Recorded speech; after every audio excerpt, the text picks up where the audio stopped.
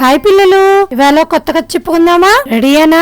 అనగనగా ఓ పెద్ద అడవి. ఆ అడవిలో ఓ ఏనుగు ఉంది. అది పాపం అడవంతా తిరుగుతోంది. అటు ఇటు ఎక్కడ పడితే అక్కడ తిరుగుతోంది. కానీ దాని చుట్టూరా ఎవ్వరూ లేరు. దానికి చాలా బోర్ కొట్టింది. దాంతో ఎవరైనా స్నేహితులు ఉంటే బాగుండు. సరే చూద్దాం, ఎక్కడికైనా వెళ్లి మనకు స్నేహితులు దొరుకుతారేమో అని అడవంతా గాలిచ్చింది.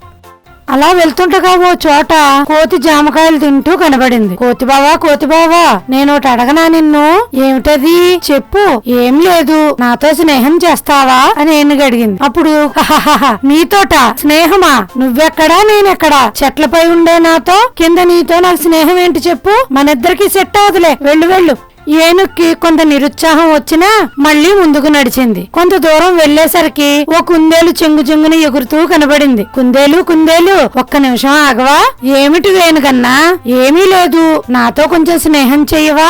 నీతోట నాకా? ఓ చోట కాలు నిలవదు. నువ్వేమో ఒక అడుగు వేస్తావు, నేను 4 అడుగులు వేస్తాను, మనిద్దరికి కుదరదులే అంటూ కుందేలు వెళ్లిపోయింది. ఏనుగు మళ్లీ నిరుత్సాహపడిపోయాడు.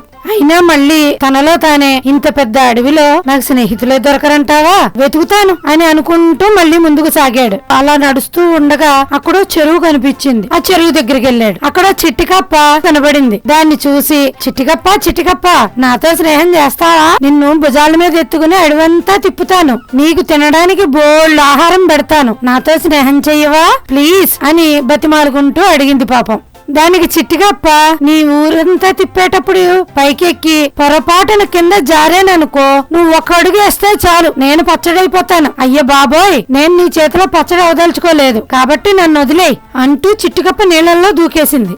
నాతో ఎవరు స్నేహం చేయడానికి ఇష్టపడట్లేదు, ఇంక ఇంతేనేమో, సరే ఇంటికి వెళ్ళిపోదాం, స్నేహం వద్దు ఏం వద్దు, నా ఇంటికి నే పోతా అని వెళ్ళిపోయింది. అక్కడి నుంచి కొద్ది రోజులు గడిచాయి. ఓ రోజు ఏనుగు నిద్ర లేచేసరికి జంతువులన్నీ హడావిడిగా అటు ఇటు పరుగులు పెడుతున్నాయి.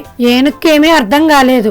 ఓ కోతిని పిలిచి ఏం జరిగింది అని అడిగింది. దానికి ఆ కోతి, అడవిలోకి ఓ పులొచ్చింది, అందరినీ తినేస్తోంది, భయంతో అందరం పరుగులు పెడుతున్నాం, మమ్మల్ని ఎవరూ రక్షించే వాళ్ళు లేరు అనేసి కోతి వెళ్లిపోయింది. అప్పుడు ఏనుక్కు ఒక ఆలోచన వచ్చింది. వీళ్ళకి ఎలాగైనా సాయం చెయ్యాలి అని అనుకుని పులి దగ్గరికి వెళ్లి ఎదురుగా నిలబడింది. నువ్వు వాళ్ళందరూ నా స్నేహితులు, నువ్వు వాళ్ళని ఏం చెయ్యొద్దు అని గట్టిగా గదమాయించి చెప్పింది. దానికి పులి, నువ్వెవరు నాకు అడ్డం రావడానికి, నా ఆహారాన్ని చెడగొట్టడానికి నువ్వెవరు అంటూ ఎదురుదాడికి దిగింది. అప్పుడు ఏనుగు, మా వాళ్ళ జోలికి వస్తే అసలు ఊరుకునేది లేదు అంటూ తన కాలుతో ఎగిరి ఒక్క తన్ను తన్నింది. అంతే, పులి దూరంగా వెళ్లి పడింది. మళ్లీ వాళ్ళ జోలికి రాలేదు. జంతువులన్నీ ఏనుగన్నకి జై అంటూ పండగ చేసుకున్నాయి. అప్పటి నుంచి ఏనుగుని తమ స్నేహితుడిగా భావించాయి. చూసారా పిల్లలు, కథ అర్థమైందా? మంచి మనసుతో సహాయం చేస్తే మంచి స్నేహితులు దొరుకుతారు.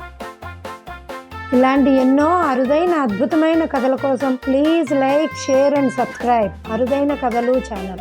అలాగే మా వీడియోని మీ ఫ్రెండ్స్కి షేర్ చేయడం మర్చిపోవద్దు.